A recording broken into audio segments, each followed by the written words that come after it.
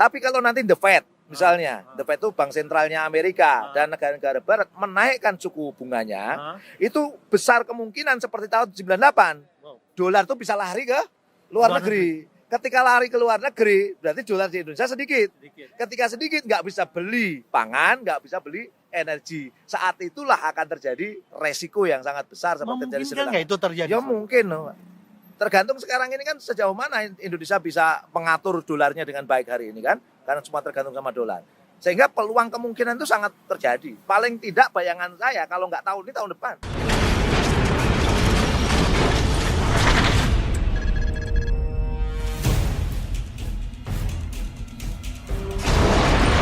Hari ini belakangan kita terkait dengan kenaikan harga yang luar biasa naik ya. Di beberapa lokasi kita itu tahu. Bahkan pesawat sendiri yang punya bahan bakar after namanya, itu kenaikannya luar biasa. Beberapa tempat kenaikan 300.000, 500.000 sampai 2 kali lipat dari nilai harga tiketnya. Nah, sebenarnya pengen tahu sih sebenarnya. Ini kan apalagi akan ada uji coba dengan My Pertamina di beberapa lokasi ya. Kemudian juga terkait dengan pembatasan pembelian ini. Sebenarnya kondisi perminyakan sekarang itu seperti apa? Kita pengen tanya langsung sama pengamat kebijakan publik, ya sekaligus aktivis 98, yaitu Bang Agung Wisnuwardana. Kepada di sebelah saya, orang yang sudah ada di sebelah saya. Assalamualaikum Bang. Waalaikumsalam warahmatullahi wabarakatuh. Saya manggil Bang apa Bung? Kayaknya biar energi aktivis Bung. Bung, oke. Bung Agung nih. Ini kan Bung Agung kan lagi viral ya, di mana-mana membahas tentang harganya harusnya seperti ini. Sebenarnya kondisi realnya seperti apa sih sebenarnya? Jadi gini, kalau kita ngomongin harga minyak, itu nggak bisa dilepaskan, minyak dalam negeri ya, itu nggak bisa dilepaskan dari harga minyak dunia untuk konteks kita. Ya, oke. Nah, ada sebuah pertanyaan menggelitik, sebenarnya harga minyak dunia itu yang sekarang itu sudah tembus di angka 100 lebih ya, US dollar per barrel. 104 kalau nggak salah, 107, 2 hari yang lalu 107 US dollar per barrel, dan kemungkinan nanti akan terus meningkat sampai 190 loh. 190 US dollar per barrel, kemungkinan ya, prediksi itu ya. Nah, pertanyaannya dari mana sih ini sebenarnya harga ini muncul kan gitu ya. Ini yang harus kita ketahui supaya kita ternyata harga minyak dunia itu muncul menjadi tinggi, itu penyebab utamanya 80% itu ditentukan oleh future trading namanya. Apa itu? Makanan apa itu? Future trading itu adalah perdagangan terkait dengan spekulasi komoditas pasar berjangka. Jadi komoditas pasar berjangka. Termasuk di dalamnya minyak. Termasuk minyak.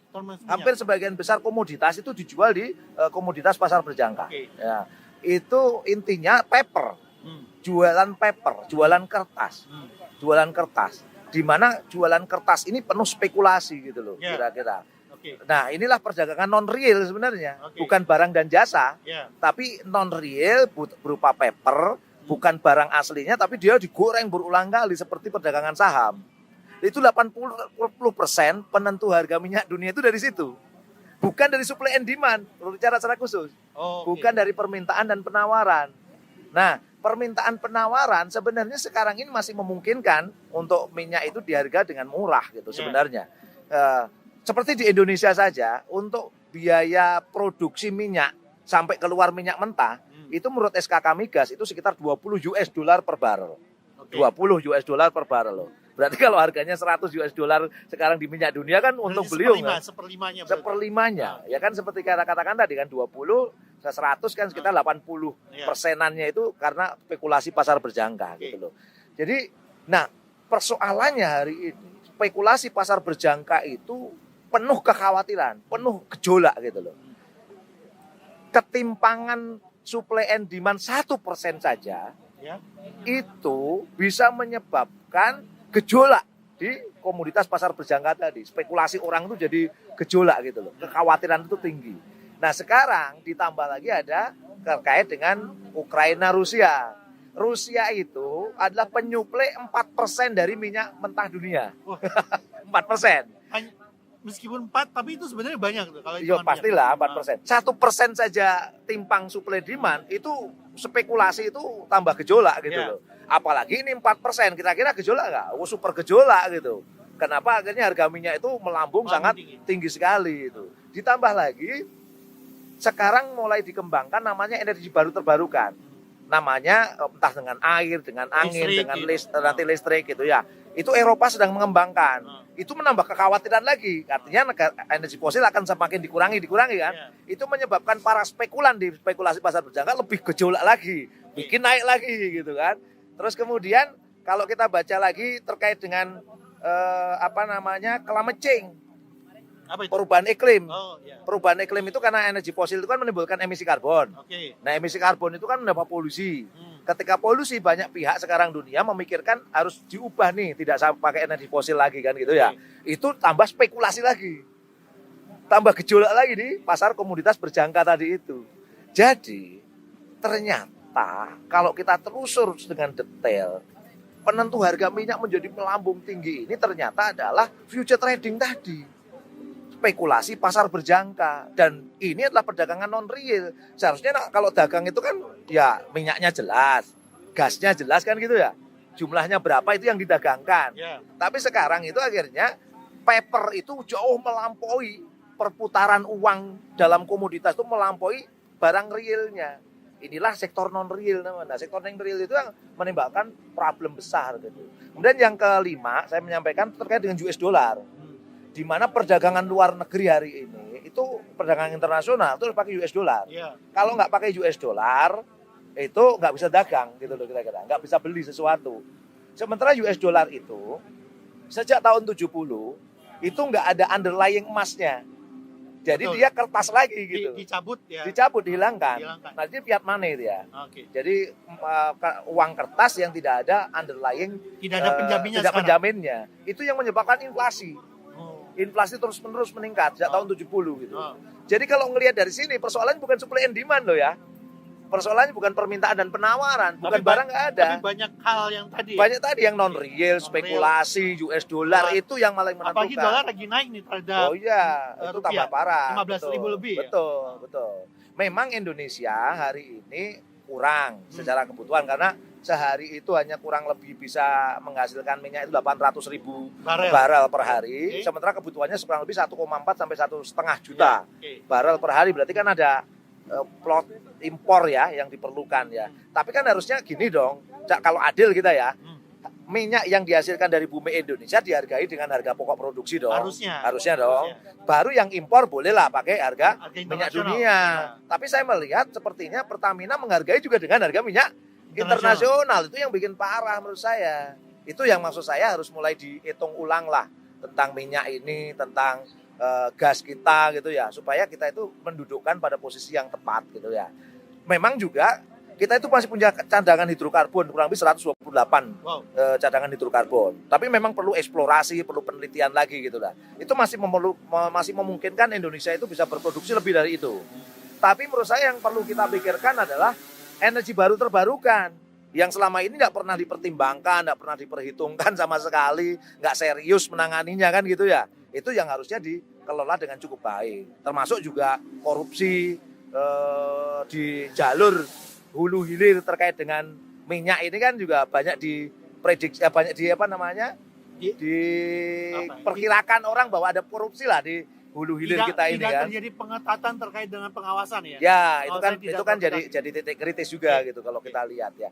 Tapi intinya gini lah, saya ingin menyampaikan, persoalan minyak dunia ini bukan supply and demand. Bukan supply-nya ada, demand-nya ada. Persoalannya ternyata komoditas pasar berjangka ini yang non real, ini yang menyebabkan problem luar biasa. Yang mempengaruhi harga minyak jadi melambung tinggi, spekulasi itu sebenarnya. Ada ini kan Pak Presiden Jokowi itu kan menyebutkan bahwasanya negara itu terlalu menanggung beban berat subsidi minyak ya. Sehingga ada kemungkinan akan mencabut subsidi di beberapa sisi dengan cara membatasi tadi. Ya kita tahu persis ya teman-teman semuanya, ada My Pertamina yang sedang digalakan ya.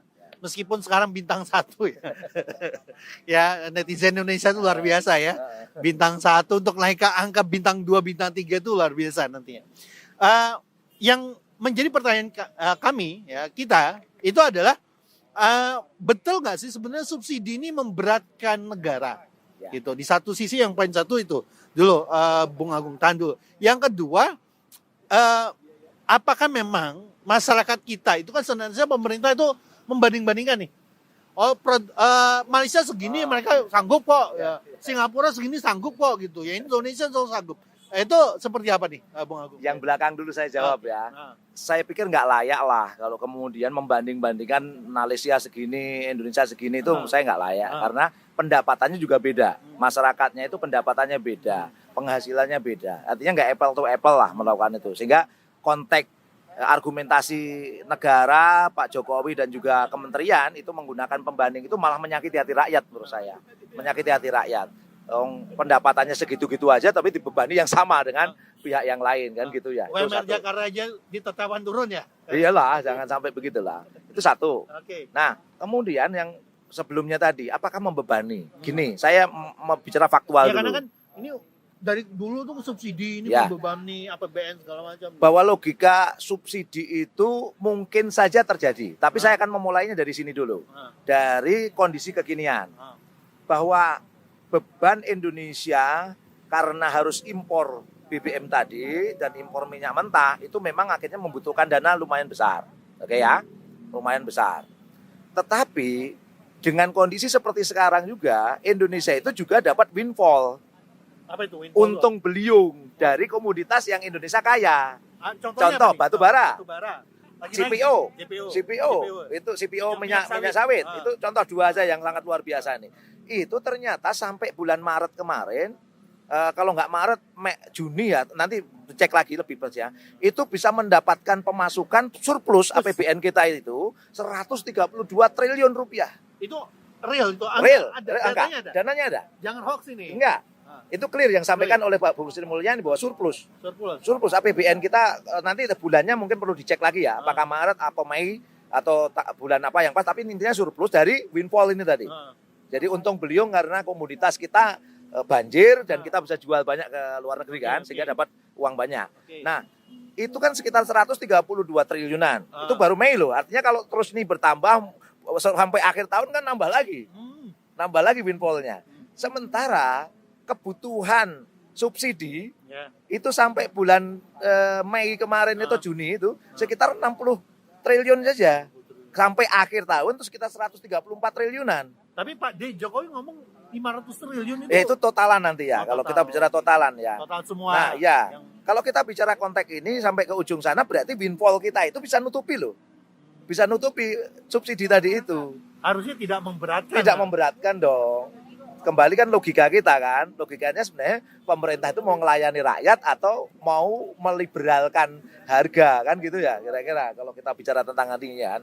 Nah oleh karena itu saya menyarankan untuk konteks yang faktual sekarang menurut saya nggak memberatkan dong subsidi itu ya. Kemudian yang ketiga, ayo ini kesempatan buat kita semua menggali lebih detail lagi persoalan terdalam negeri ini gitu loh. Bahwa persoalan terdalam negeri ini ternyata karena liberalisasi hulu, liberalisasi hilir gitu. Itulah persoalan sehingga kalau saya mengatakan gini, sebenarnya logika subsidi kan nggak tepat gitu ya. Karena kalau subsidi itu kan harusnya saya produksi harga misalnya saja, saya produksi harga 4.000, saya jual 3.000. Ya, saya bilang ya, saya produksi 4.000 minyaknya itu, saya jual 3.000. Sehingga terjadilah selek harga sekitar 1.000 itu subsidi. Nah, subsidi namanya. Kalau kita produksi 4.000 dijual 15.000. Nah, itu namanya nggak subsidi dong. Nah, itu namanya mendolimi namanya. Contoh, saya seperti yang saya katakan dari logika pertama tadi. Harusnya kalau Pertamina itu dan juga kontrak kerjasama itu menghasilkan minyak dengan harga rata-rata 20 US dollar per barrel, harusnya jualnya segitulah maksud saya itu. Yang agak lucu ya. Entah mungkin pendapatnya Bung Agung seperti apa. Kan sempat harga minyak kan turun ya. Ya. Tapi kenapa dulu harga Pertalite nggak pernah turun? Nah itu tambah lucu yang Rizky sampaikan tadi. Lucunya itu harusnya kan kalau itu harga minyak dunia, begitu minyak dunia turun, harusnya Pertalite, harga BBM juga ikut turun. Tapi jarang BBM itu turun itu jarang sekali. Jadi harga minyak kalau turun sudah naik itu naik terus. Mau turun malas susah. Gitu ya.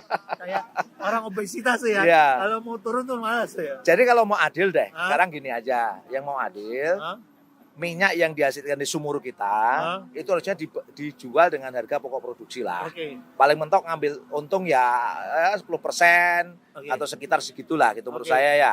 Kan produksi minyak kita itu masih sekitar 50% ya. Nah, sisanya 50% impor misalnya. Kalau impor kita akhirnya membeli dengan harga minyak internasional. Nah, itu kalau kita mixing menurut saya nggak sampai seperti yang dikatakan Direktur Utama Pertamina, sampai harga berapa kemarin tuh, harga keekonomian Pertalit itu dianggap berapa? Kalau 16,5 atau 17,5 kan disebutnya itu. Kalau bahasa saya bukan harga keekonomian itu, harga liberal itu namanya. Artinya semua harga minyak dijual dengan harga pasar. Nah, harusnya kan Pertamina atau yang ngebor di Indonesia harganya ya jangan sama dengan harga minyak internasional dong, nggak gitu kan. Harusnya kalau dalam konteks kita ya harus dikeluarkan dengan harga pokok produksi, mentok ambil untung sebagian gitu loh. Itu persoalan mendasarnya di situ, Bu. Kalau kita bicara subsidi tadi, ya. Gitu. Dan dunia lagi krisis ya, pengen tahu gambaran ya. Siapa tahu ini teman-teman semuanya memahami. Sekarang kan dunia lagi krisis-krisis ya. Bisa nggak? Ini kan mungkin karena pengamat kebijakan publik juga paham politik. Ada Sri Lanka, ada Panama kemarin yang rame. Argentina, Albania. Nah, sebenarnya bisa nggak menyeret ke negeri plus 62, kasus krisis global yang terjadi, utang piutang ini sangat gitu. Mungkin. Ini kan persoalan dia hanya hitung piutang kan. Contoh sederhana saja. 96-97 pertumbuhan Indonesia itu, pertumbuhan ekonomi Indonesia 8% loh. 8%. Luar biasa, 7-8% loh. Makanya Pak Harto percaya diri. Itu ya. Iya. Rencana pembangunan 5 tahun. Betul. Tapi 98 krisis moneter. Bubble ekonomi kan kita kan, karena ekonomi kita kapitalis, bubble ekonomi jos langsung lembek, rupiah akhirnya jatuh selesai semuanya. Artinya peluang seperti di Sri Lanka itu mungkin terjadi. Toh sekarang misalnya ya, utang kita itu sudah 7.000 triliun, di atas 7.000 triliun. Duit apa? Ya duit. Duit apa daun? Duit itu 7.000 triliun rupiah.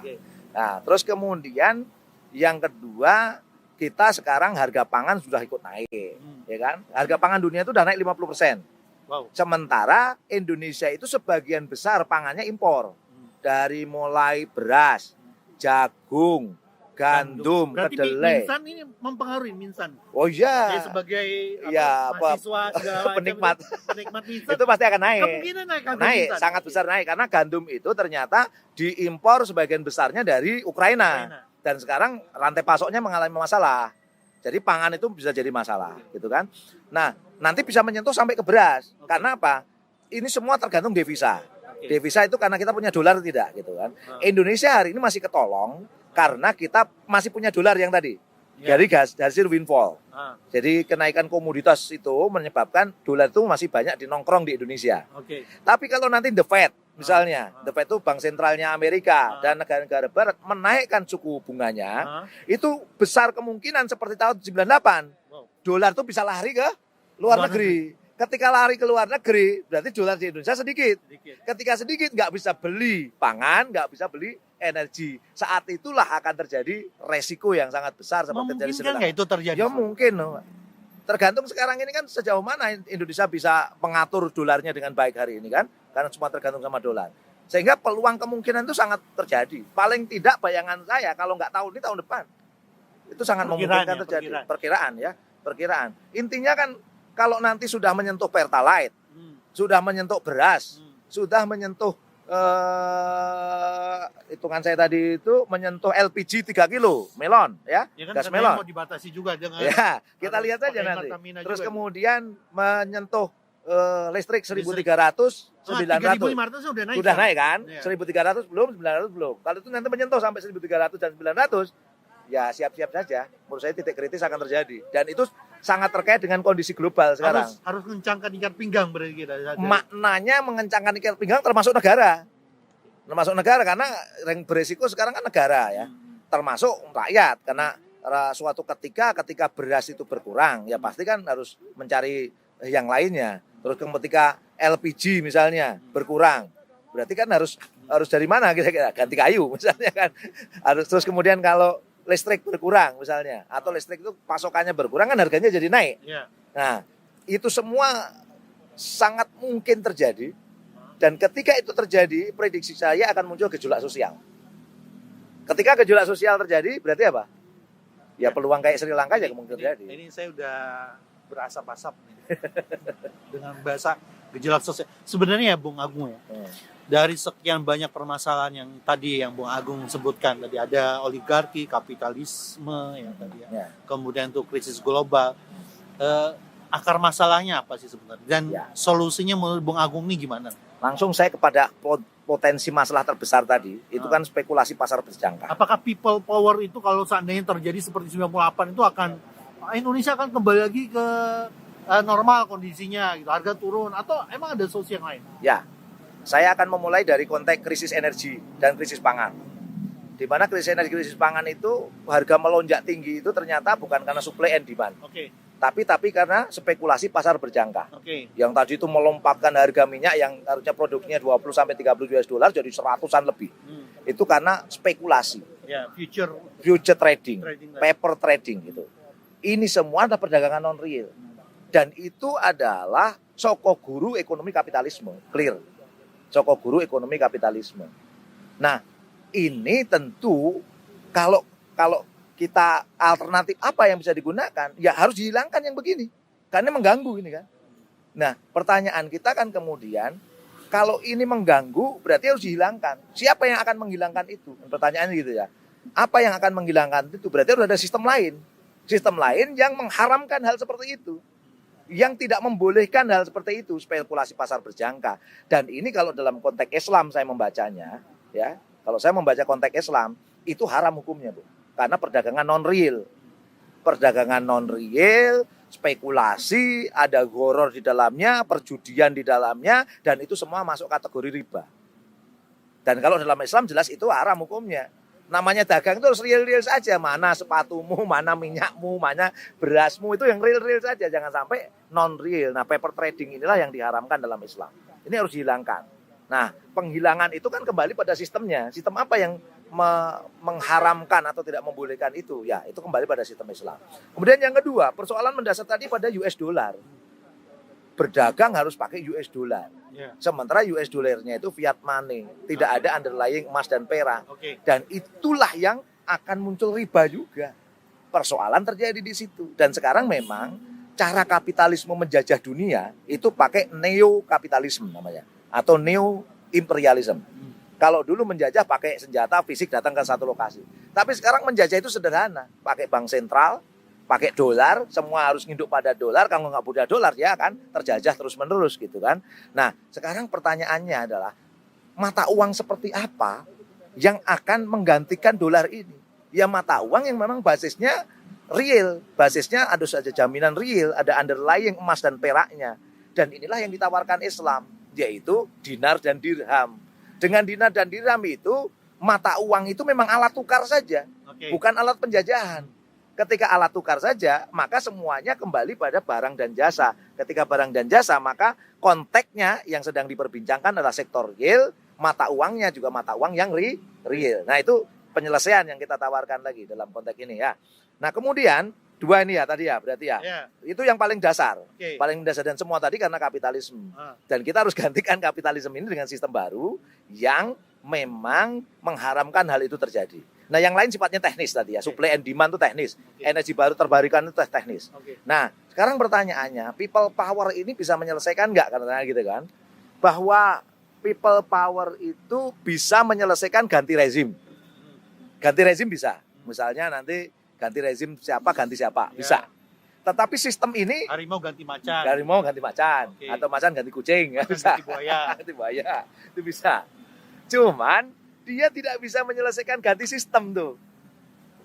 Jadi kemungkinan siapapun yang rezimnya itu kemungkinan akan sama sebenarnya. Akan sama. Cuma ganti tokohnya aja. Akan ganti ke tokohnya. Spekulasi pasar berjangka tetap jalan. US dollar masih dipakai, kapitalisme masih terus dilakukan. Nah, berarti apa yang mesti kita lakukan? Ya harus ganti sistemnya kalau mau serius mengubah semuanya.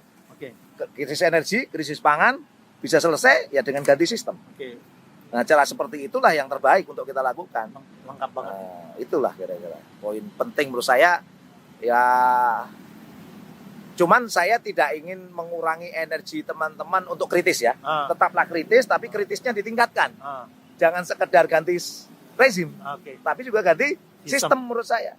Nah ini seringkali dipelintir nanti sama buzzer-buzzer nih, ganti Pancasila, apa ngomongin kapitalisme, bro, itu yang saya ngomongin kapitalisme, gitu. Nanti saya khawatir ini dipelintir macam-macam makar dan sebagainya ya. Ini perlu ditegaskan lagi bahwa kita sedang ngomongin kapitalisme. Kayaknya nanti kita simpan pada pertemuan berikutnya, supaya netizen itu makin galau ya. Yes. Kan sekarang yang sering galau-galau gitu ya. Dan terima kasih Bung Agung Wisnuwardana. Artinya kemungkinan krisis global itu berpindah ke Indonesia mungkin saja terjadi. Ya, sangat mungkin terjadi.